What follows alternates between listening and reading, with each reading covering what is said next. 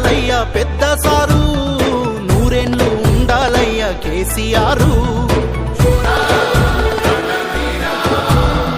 మా కలలను పండించారు అయ్యా మీరు, వెయ్యేళ్ళు వర్ధిల్లయ్యా కేసీఆర్.